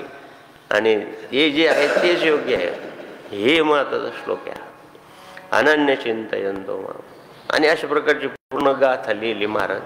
तुकाराम महाराजाचं महानिर्वाण 48 वर्षाचं असताना गाथा बुडवली सगळ्याला माहिती. पण तुकाराम महाराज सहाय्य करण्यासाठी संताजी महाराज सांगितलं की महाराज तुम्ही चिंता करू नका, माझी काही अभंग पाठ आहे, माझ्या पत्नीची काही पाठ आहे, माझ्या मुलाची काही पाठ आहे. मी दर गावात जिथे जिथे तुमचे कीर्तन झाले तिथे तिथं जर ग्रामीण भागातली मंडळी अशी महाराज की ज्यांना लिहिता वाचता येत नाही त्यांना सुद्धा अभंग पाठ होते, मी त्या गावात जाईल. म्हणजे दुःखामध्ये अशा प्रकारचं अभय देणं फार महत्वाचं आहे. तुकाराम महाराज सांगितलं की गाथा बुडवली माझी, आता जीवनात काही अर्थच राहिला नाही, जीवनातला परमार्थच बुडाला. आणि म्हणून सांगितलं की ठीक आहे, एक थोडीफार दुगदुगी आपण म्हणतो, थोडं समाधान होऊ शकतं, जाऊ दे बुडू द्या, पण लोकांकडून ह्या नाही. अरे ही भक्तीशिवाय आहे का महाराज, हे तुकाराम महाराजावर असलेलं प्रेमाशिवाय आहे का. आणि मग 10 दिवसानंतर तर अभंग पाण्यातून वर आले, तो भाग झालाच. पण आता संताजी तू एवढं मला अभय दिलं, हा ठेवा जीवापाड जप बाबा, आणि हे पुढं हे काय रे लोकांपर्यंत जाऊ दे. अशा प्रकारचे तुकाराम महाराज सांगितल्यानंतर जीवापेक्षाही प्राणापेक्षाही प्रिय प्राणापरवते. माऊलीने भाषा सांगितली की मला प्राणापरवते ते माझे भक्त प्रिय आहे. आता प्राण सगळ्याला जास्त प्रिय आहे ना महाराज, याच्यापेक्षा काय. मी तुझ्याशिवाय जिवंत राहू शकत नाही. नवीन पाहतो मी, विशेषतः प्रेमयुगल, आय लव्ह यू, तुझ्याशिवाय मी जगू शकत नाही. आईवडिलांना सुद्धा सांगितलं की त्याच्याशिवाय मी जगू शकत नाही. मरण बाई पुढं बिघडलं.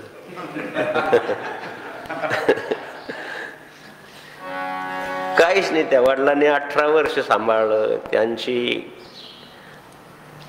तुमच्याविषयी असणारी शुद्ध भावना, प्रेम काही नाही, धुळीच मिळून जाते महाराज. मी जगू शकत नाही. अरे एवढं जगवलं ना 15 वर्ष 18 वर्ष. भज गोविंदम बालम कुंदम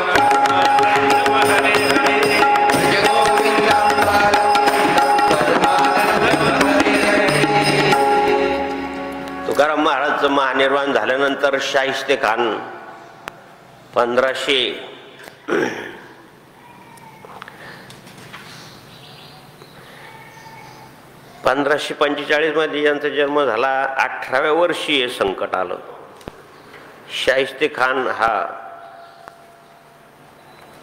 औरंगजेबने पाठवलं, संपूर्ण महाराष्ट्र उद्ध्वस्त करून टाक. आणि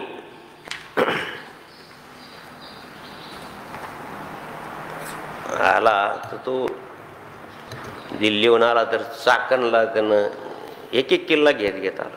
चाकणला किल्ला 17-18 दिवस वेढा टाकला तरी तो किल्ला सर्व आहे ना. मग तो म्हणजे जाऊ द्या, हे जवळ पुणे आहे, अगोदर पुण्याचा समाचार घेऊ आणि मग चाकणची गड येऊ. 18 दिवस. तोपर्यंत भाद्रपद महिना सुरू झाला. त्यावेळेस 4 महिने पावसाळा भरपूर असायचा. आणि तो पुण्याला गेला. तुम्हाला पुढचा इतिहास माहिती आहे की छत्रपती शिवाजी महाराजांच्या तावडीतून कसं सुटलं, पण त्याची बोटं आता हे लागलं जास्त औरंगजेबला की आपल्या मामाचेच बोटं छेडले. बरं त्याचं भाग्य विचारायचं शिरणे कलम झालं. आणि म्हणून त्यांनी दुसरा एक बहादूर खान असा पाठवला. तो जास्त बलवान, खूप सैन्य घेऊन आला. त्यानं सांगितलं निरोप की 15-18 दिवस झाले चाकणची गडी घेता येईल. आणि मग त्यानं भूसुरुंगानं ती गडी उद्ध्वस्त केली. आणि मग ती त्याचे सैन्य सगळे पळून गेले, कोणी कुठं कुठं जंगलात. आणि चाकणलाच आणि लुटालूट सुरू झाली. यांच्या घरी संताजी महाराजांकडे 6 घाणे होते. वडील निघून गेले. पत्नीला दिवस जायला होते, ती तळेगावला पाठवून दिली आणि एकटेच होते. आणि हे परचक्र आलं. घरं जाळून टाकले, गुराढोरांचा चारा, धान्य, हे ते सगळी लुटालूट, माय बहिणीचं हे, अनेक लोकांची कत्तल, सर्व चांगडू पाहिला. आणि रात्री पांडुरंगाची पूजा करत बसले होते की पांडुरंगा, अरे माझा जीव गेला तरी चालेल पण ही गाथा तर जगली पाहिजे. मी तुकाराम महाराजांना शब्द दिले, याला म्हणतात अनन्य. माझा जीव गेला तरी चालेल पण ही गाथा जिवंत राहिली पाहिजे, पुढच्यासाठी हा ठेवाय. म्हणून त्या गाठीचं गाठोडं बांधलं, ते पाठीशी घेतलं, घोंगडी घेतली. देवा पांडुरंगा, आता तूच रक्षण करणार आहे बाबा, आता मी तुला कुठं शोधू. देवा तुला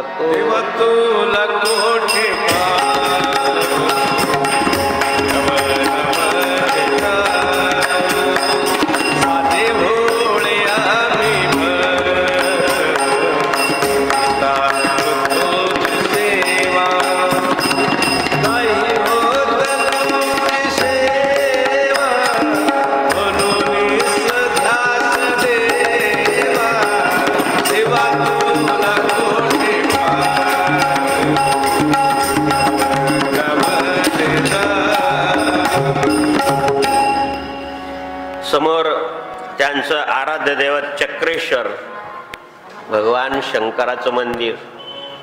तोडफोड केली त्या लोकांनी. अंधाराचं आणि साह्य घेऊन ते गाठोडं पाठीशी बांधून अंगावर घोंगडी घेऊन चक्रेश्वराच्या मंदिरात गेले आणि सांगितलं की भगवंता, अरे बाबा आतापर्यंत केलेली भक्ती असेल माझी काही थोडीफार, तर त्या हे रक्षण कर. माझं रक्षण नाही केलं तरी चालेल पण या गाथेचं रक्षण झालं पाहिजे, एवढीच प्रार्थना आहे, एवढी विज्ञापन आहे. अंतःकरण भरून आलं की काय, तू भोळा चक्रवर्ती आहेस आणि तू प्रलय स्थिती संहार करणार आहेस. आता याच्यातून तरी वाचव बाबा. ठीक आहे, माझं जीवने वाटलं तरी चालेल. म्हणून त्या मंदिरातून बाहेर निघताना पाहिलं त्या सैनिकांनी, तर याच्या पाठीवर गठोडं दिसतं, म्हणजे याच्यामध्ये काहीतरी आहे. आणि म्हणून ते घोड्यावर ने पायी. आता काय करायचं, हे घोड्याचं इतकं तर आपण पळू शकत नाही. आणि इतक्यामध्ये महाराज हे विजेचा कडकडा सुरू झाला आणि हे धोधो पाऊस सुरू झाला की सीमा नाही त्याची. आता पळतील, रस्त्यानंच पळतील सैन्य, आडराडानं नाही पळू शकत कारण शिकल झाला. आणि म्हणून त्या मंदिरातून बाहेर निघताना हे आडराडानं पळायला लागले. घोड्याला पाहायला शिकायला लागला तर कुठं पळतं घोडं. मग ही सद्बुद्धी कोण दिली, हे कोण करून घेतं. तस्याहम सुलभ पार्थ नित्ययुक्तस्य योगिनो.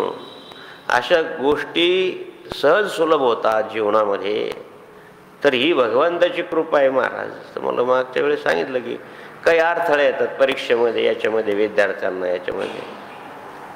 आणि हे अडथळे दूर करण्यासाठी आता तुमची परीक्षा आली जवळ आणि आई आजारी पडले तर आईकडं लक्ष द्यायचं की परीक्षेकडं, अशी जी दावस्था होते ना. म्हणजे हे असे जे संकट आहे, जातील संकट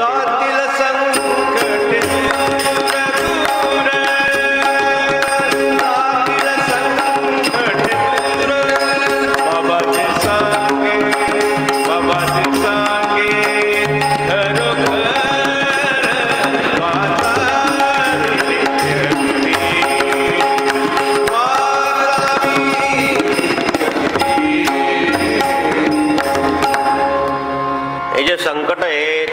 जातात म्हणून जायचं होतं तळेगाव, पण आड रस्त्यानं लागले, चिखलातून पळायला लागले, कितीतरी काटे भरले, काय भरले, सैनिकाला नाही पळता.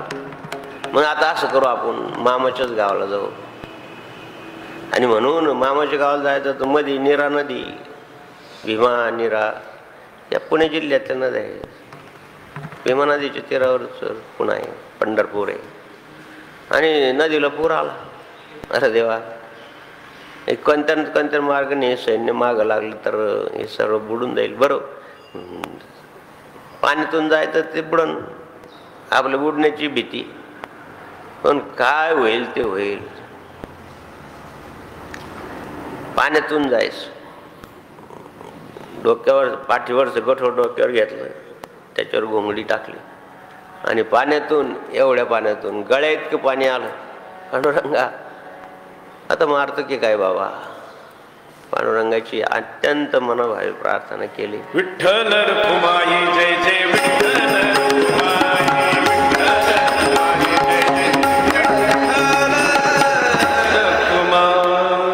अरे तुझा जीव सुद्धा तू पाण्यात तुला बुडायला यमुनामाई निघाली तरी तू स्वतः बुडला नाही ना, आता मला बुडवतो.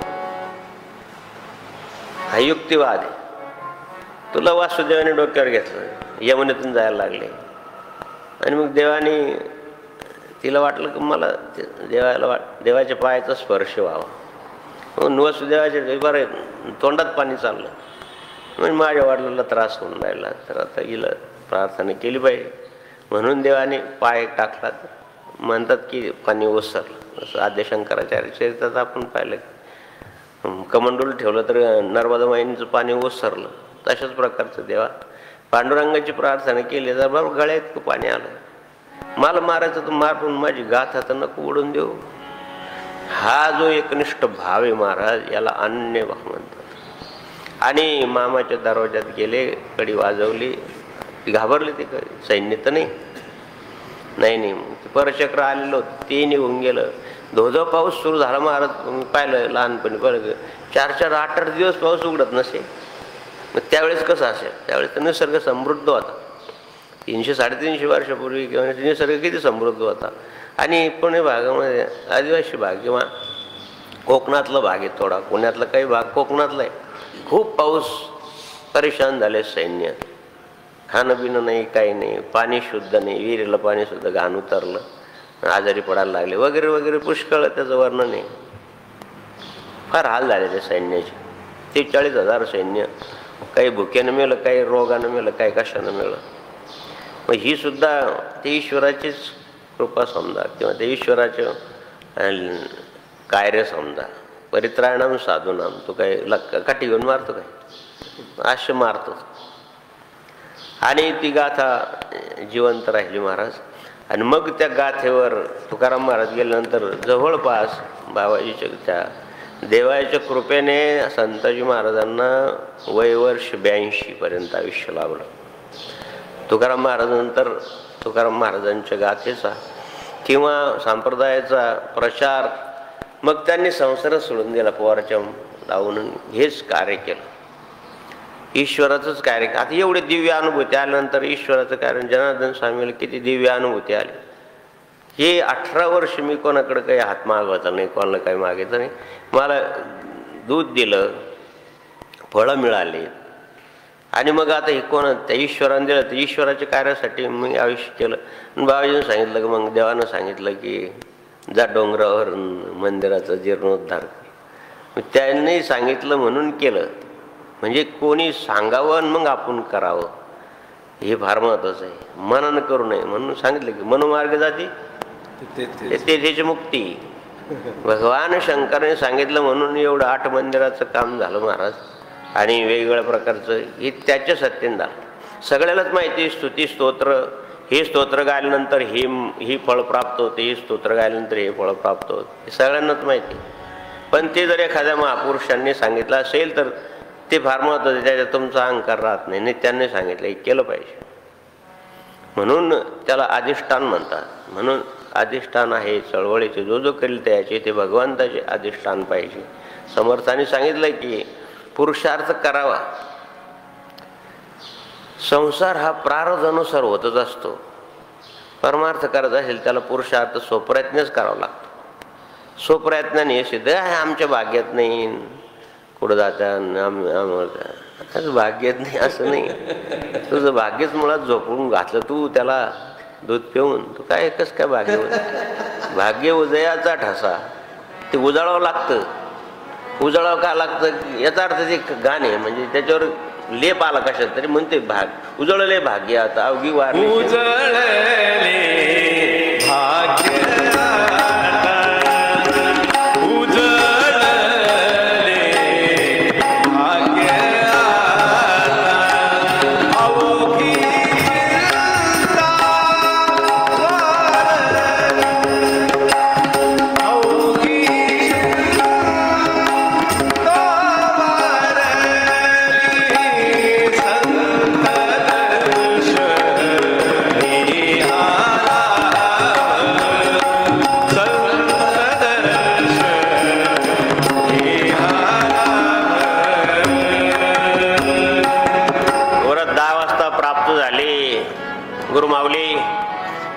आता तुमचं कार्य होत नाही वृद्धावस्थेमध्ये. आणि तुम्ही जसं अनेक लोकांना गेल्यानंतर सुद्धा दर्शन दिलं, माझी अशी इच्छा आहे की अंतकाळी दर्शन व्हावं अशी प्रार्थना केली. अंतकाळ जवळ आला, निदान मृत शरीरावर मूठ माती द्यायला तरी या दर्शन द्या. संताजी महाराजांचं महानिर्वाण झाल्यानंतर त्यांना भूसमाधी देण्यात आली. त्यांच्या समाजाचा काय रीतिरिवाज बरोबर समाधी देण्यात आली तर पुष्कळ नातेवाईकांनी सगळी माती टाकली, सगळ्यांनी मीठ टाकलं सगळं, पण ते एवढं काही बुजायला तयार नाही. मानेपासून भाग बुजायला तयार नाही. किती जरी माती टाकली तरी ते परत वर आल्यासारखंच व्हायचं. काय झालं बा, रात्रभर लोक बसून राहिले, काय प्रकार आहे हा, चमत्काराचाच प्रकार आहे. आणि म्हणून रात्री 12 वाजता मृत अवस्थेच्या शेवटची अंतकालेश प्रार्थना होती संताजी महाराजांची की शेवटी येऊन दर्शन देऊन जा असं म्हणतात. की प्राण जरी शरत निघून गेला तरी त्रिपिंडी श्राद्ध किंवा दशक्रिया किंवा हे जे काय अंत्यविधी अंत्येष्टीविधीमध्ये 10 दिवस तो प्राण त्या शरीराभोवती फिरत राहतो असं मानले जातं. संताजी महाराजांचं तसं होतं. तो प्राण त्या मृत शरीरापाशीच होता. प्राण म्हणजे न दिसणारी वस्तू, मला नाही बाहेर दिसून राहिलं का, तर तो प्राण म्हणा ईश्वर म्हणा, तो जरी दिसत नाही राहता कार्य करतो. हा विषाणू जसं कार्य करून राहिला तशा प्रकारचं ते. आणि मग 12 वाजता दिव्य प्रकाश पडला आणि संत तुकारामांनी सांगितलं की हम भक्त पराधीना. अरे माझा पांडुरंग भक्ताच्या आधी नाही तर मी त्याचा दास अनुदास आहे, तू माझा दास आहे. म्हणून तुकाराम महाराजांनी 3 मुठी माती टाकली. काही जे पवित्र आत्मे होते त्यांना संत तुकाराम महाराजांचा दिव्य प्रकाश दिसला किंवा मूर्ती दिसली असेल, ते टाकलं तर सकाळी पाहत तर समाधी पूर्ण झाकलेली. शेवटी सुद्धा म्हणून या ठिकाणी अनन्य चिंतयंतो माम ये जनान पर्युपासते, किंवा अनन्य भावाने जो त्याचं भजन करतो त्याचा योगक्षम अप्राप्याची प्राप्ती करून देणं, प्राप्त्याचं रक्षण करणं आणि त्यांची मनोकामना पूर्ण करणं. सात्विक मनोकामना असावी. अर्थाची जिज्ञासुती असतं याचा अध्याय किंवा सांगितलंय 4थ्या अध्यायात की 4 प्रकारचे भक्त असतात. त्यापैकी कोणी अर्थासाठी, कोणी अर्थासाठी दुखणं बरं होण्यासाठी, आर्थिक परिस्थिती सुधारण्यासाठी, काही जिज्ञान असतात आणि काही तर मग ज्ञानीच असतात. आणि हे ज्ञान संतांच्या सानिध्यात झाल्यानंतर मग त्यांना संसाराची या तिन्हीची काय आवश्यकता नसते. प्रभू तुझी इच्छा असेल तर दे, तुझी इच्छा असेल तर नको देऊ, तुझी इच्छा असेल दर्शन दे. माझा आग्रह नाही, प्रार्थना आहे. आग्रह वेगळा, प्रार्थना वेगळी. नाही आलंच पाहिजे कार्यक्रमाला. आता लॉकडाऊन आहे बाबा, नाही जाता येत. नाही आता हे प्रेम आहे का आग्रह आहे. आल्यानंतर विष आणून जर आम्हाला धरलं तर मग गेले तर चालेल, पण या हा 8 तास काय कामाचं. प्रेम वेगळं नाही ना, त्यांची इच्छा नाही ना, मग काय हरकत नाही. तुमची ज्या वेळेची इच्छा होईल त्यावेळेस हे प्रेमाचा भाग आहे. आणि हा टास्क करायचा भाग आहे.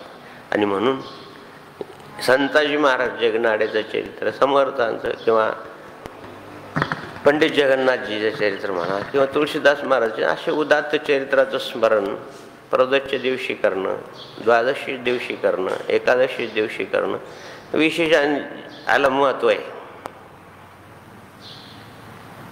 जेवढे काही यान अंतरिक्षात पाठवलेले, मग चंद्रावर म्हणा, मंगळावर म्हणा, वेगवेगळ्या ग्रहावर म्हणा, संशोधन करण्याला बहुतेक आपल्या पंचांग शास्त्राप्रमाणे एकादशी दिवशीच पाठवलेले. विशेष वद्य एकादशीला बरं करा, अभ्यास करा, कोणती यान कधी पाठवली ती तारीख काढा, ती तारीख त्या दिवशी काय होते पहा.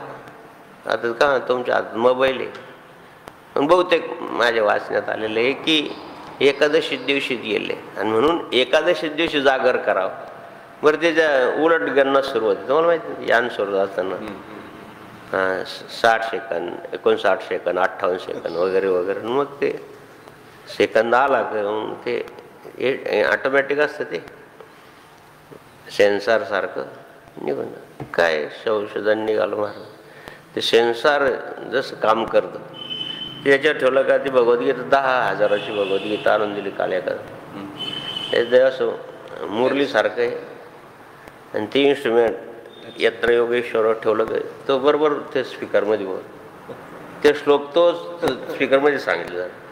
अनन्य चिंत याच्यावर ठेवा नव्हे अध्यात या श्लोकात, तो श्लोक त्याच्यात स्पीकरमध्ये ऐकतो. आता हे आंधळ्यानं वाचल्यासारखं नाही तर काय, त्याला काय दिसतं की त्या इन्स्ट्रुमेंटला सेन्सर किती काय शोध निघला महाराज. ते हनुमान महाराज कसे रडत होते, ते हनुमानच्या मूर्तीवर ठेवलं का बाळ मूर्तीवर का ते हनुमान रडत होते. आणि मग तोच हनुमान सूर्याला गिळायला गेला, सूर्य गिळानंतर कशी हसायला लागतो, तिथं ठेवा, हसते तोंडावर ठेवतो, हसत कोणत्या श्लोकात बरं श्लोक अस्खलित की अजिबात अर्थावर ठेवा, सुरू झाला.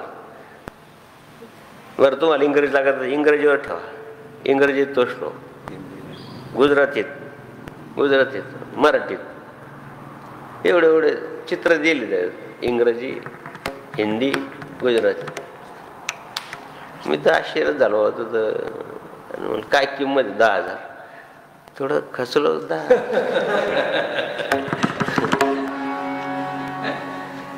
काय देवाची कृपा आहे, जनार्दन स्वामीची कृपा आहे. नाही मला हे तुम्हाला दान करायचं थोडा बरं वाटलं, गुच्छास काढलं की नाही मला हे तुम्हाला द्यायचं आहे. म्हणलं बाबा कार्ड द्या, मी लोकांना सांगल. 2-3 लोकांना सांगितलं 10,000 म्हणलं तर बाबा 15 दिवसाचा पगारच गेला. तुमच्यासारखे पगार लोक. पण ते किती महत्वाचं भाग आहे महाराज. काय किती सेन्सर निघाले अक्षरावरच काय आहे, सेन्सरचं काय भानगड आहे. तुम्ही विज्ञानाच्या लोकांना माहिती आहे, लहान मुलांना तुम्हाला ते मोबाईलमुळे तुम्हाला माहिती आहे काय त्याच्यामध्ये रहस्य. पण चांगला शोध आहे म्हणून त्याची किंमत अशी. आणि म्हणून सांगायचं ही की विज्ञानाची प्रगती चांगली आहे, पण ती आपण मार्ग निवडला पाहिजे. जसं संताजी महाराजांनी तुकाराम महाराजांचा मार्ग निवडला आणि 80-82 वर्ष तुकाराम महाराजांची सेवा केली महाराज. असं संताजी महाराजांनी तेली समाजाचे असताना सगळ्या समाजाचे संत होऊन गेले. आणि एक धारणा आहे की ज्या समाजाचे झाले तर मग त्या समाजाच्या लोकांनी आता संताजी महाराजांचं मंदिर बांधलं वगैरे वगैरे. समाजाविषयी आस्था असते, सामाजिक संताविषयी आस्था असते. ही आणखीन वृद्धिंगत व्हावी आणि त्यांच्या साहित्याचा, त्यांच्या वाङ्मयाचा, त्यांच्या अभंगाचा जास्तीत जास्त प्रचार व्हावा हा सद्गुरू जनार्दन स्वामीचा उद्देश होता. आणि तोच त्यांच्या मागं हे कार्य करायचं आहे. संताचं कार्य कोणीही करा, पण त्याच्यामध्ये असं द्वेष नको, मत्सर नको, स्पर्धा नको. या गोष्टी संतांना माहिती असतात. हे बाधक आहे. बाधक सांगितलं पाहिजे की तुम्हाला हे रोग आहे, हे औषध घ्या, हे पथ्य बाळगा, मग तुमचा रोग बरा होईल. ही जसं वैद्याची हे आहे काय जबाबदारी आहे, तसं संतची ही जबाबदारी आहे, संतांच्या मागं संतांचं कार्य करणाऱ्याच्या वाढवया सुख भक्ती भाव धर्म, वाढवया सुख भक्ती भाव धर्म, कुळाचरणान विठोबाय विठोबाचे